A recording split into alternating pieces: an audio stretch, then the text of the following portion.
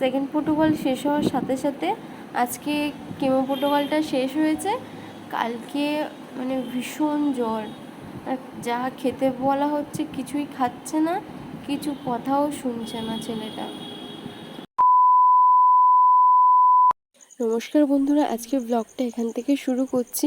তো তোমাদের কাছে একটাই অনুরোধ, ব্লগটা লাস্ট পর্যন্ত দেখো, আর যারা আমার নতুন সাবস্ক্রাইবার আছো চ্যানেলটিকে সাবস্ক্রাইব করে দিও।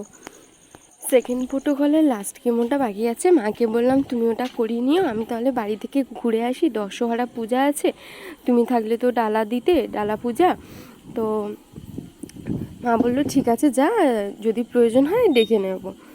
তো এই যে আমাদের ঠাকুর মন্দির, আর এই যে দেখো, এই যে গৌনিতাই, এই গৌনিতাইয়ের হাতটা ভেঙে গেছে, ঠিক আছে। একবার মা মানে ভাইয়ের এই অসুখটা ধরা পড়ার দুদিন আগে মায়ের চোখের সামনে গৌনিতাইয়ের হাতটা ভেঙে পড়ে গেছে। মা ভাবছে কী হবে কী হবে, কিছু বুঝতে পারছে না। তারপর ধরা পড়লো, মানে ভাই তখন থেকে অসুস্থ ছিল, কিন্তু বোঝা যায়নি যে এরকম বড় রোগটা ধরা পড়বে। তো এখনও পর্যন্ত এই গৌনিতাইয়ের হাতটা ঠিক করা হয়নি। আর আমাদের এই যে পিতলের রাধাকৃষ্ণ আছে, আর মন্দিরটাও ঠিক করা হয়নি। তো বাড়িতে মা না থাকলে জানোই তো যা অবস্থা হয়, আমিও এতদিন ছিলাম না। আজকে বাড়িতে দশহরা পূজা আছে, মানে বাড়িতে বলতে বাড়ির সামনে একটা মন্দির আছে, সেখানে দশহরা পূজা আছে। তো সেখানে পূজা দেবো, আমি স্নান টান করে রেডি হয়ে নিয়েছি। তো দাদাকে পাঠিয়েছি, মানে দিদির বরকে পাঠিয়েছি, ওরা আমাদের বাড়িতে আছে। বললাম যে ফল, আমি জানতাম না আজকে দশহরা পূজা, সবাই বাইরে আলোচনা করছিল, তো সেখান থেকে জানতে পারলাম। মা থাকলে তো মানে পূজা দিত, তো ওই জন্য দাদাকে বললাম তুমি একটু 10 রকম ফল এনে দাও, পুজোটা দেবো। বাড়ির মানুষ বাড়িতে না থাকলে যে কি হয় কি বলবো। আর কোথাও গেলে আগে ফার্স্ট এসে মানে মাকেই ডাকতাম যে মা, মা কোথায়, মা কোথায়।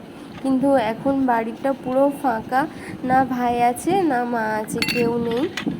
আর এই যে দেখতে পাচ্ছ মন্দিরের কাজ, মা সকাল হলে মন্দিরের কাজ সব সেরে রাখতো। মানে আমি তো টোটালি মন্দিরের কাজ করতামই না, কিন্তু একজনকে বলে গেছিলাম তো ভোগ দেওয়ার জন্য, সন্ধ্যা ভোগ দেওয়ার জন্য।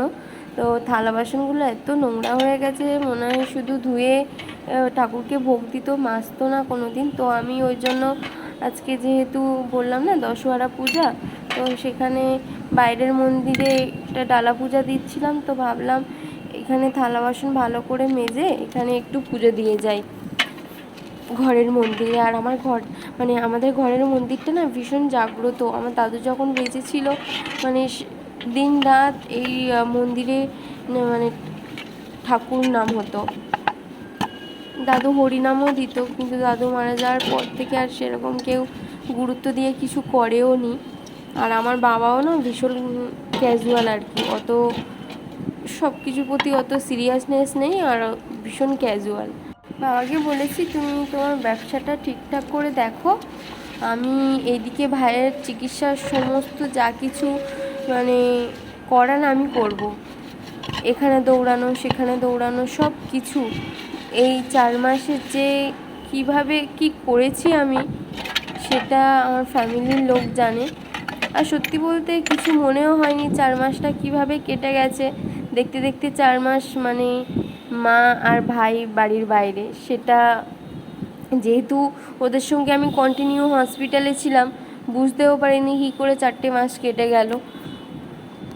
যাই হোক, এইসব রোগ আর কি বলবো, যাদের বাড়িতে যাই তা মানে তারাই বুঝতে পারে যে বাড়ির পরিস্থিতি কী।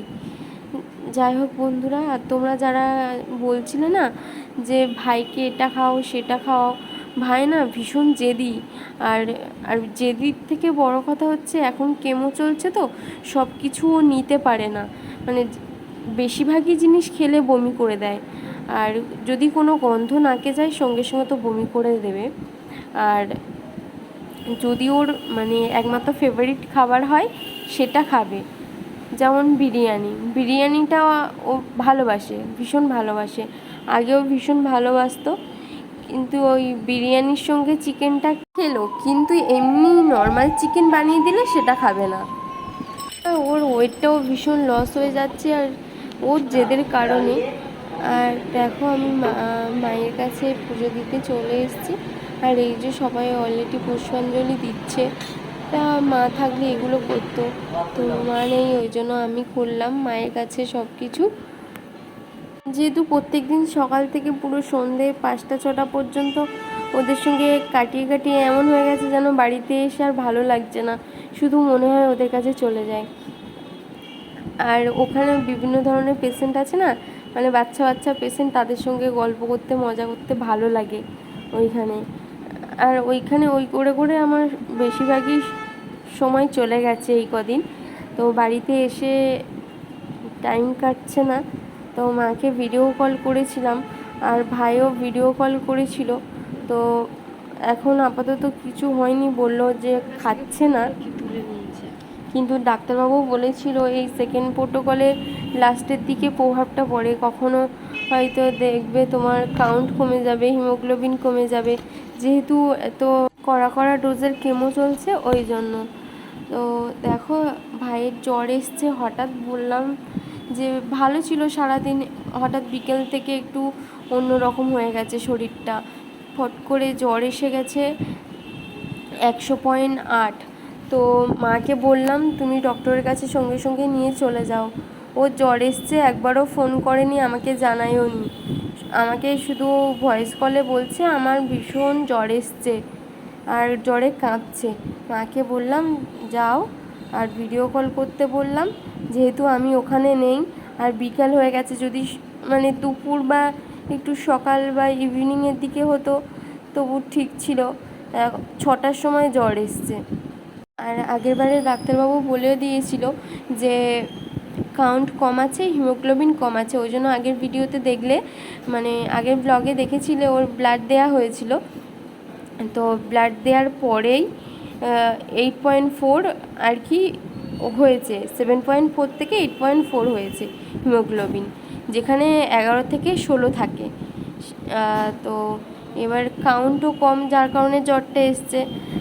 বলে দিয়েছিল বারে বারে জ্বর আসলে নিয়ে চলে আসবে ডাক্তারবাবু, তো ওই জন্য মাকে বললাম তুমি এমার্জেন্সিতে নিয়ে চলে যাও, আর যেহেতু কাউন্ট কম ওর ভর্তি করে নেবে, যেহেতু আগের ওপিডিতে চেক করা হয়েছিল কাউন্ট কম, একদিনে আর প্লেটলেট বাড়বে না।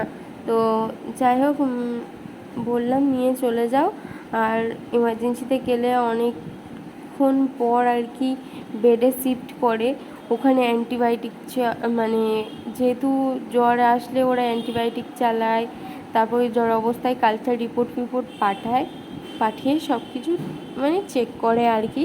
তো বেড দিতে দিতে অনেক রাত হয়ে যায়, আর ভাই ওই হ্যারাসমেন্টটা, এমার্জেন্সিতে যে হ্যারাসমেন্টটা হয় ওটা ভাই কিছুতেই নিতে পারে না, ওই জন্য কোনো মতে হসপিটালে যাবে না।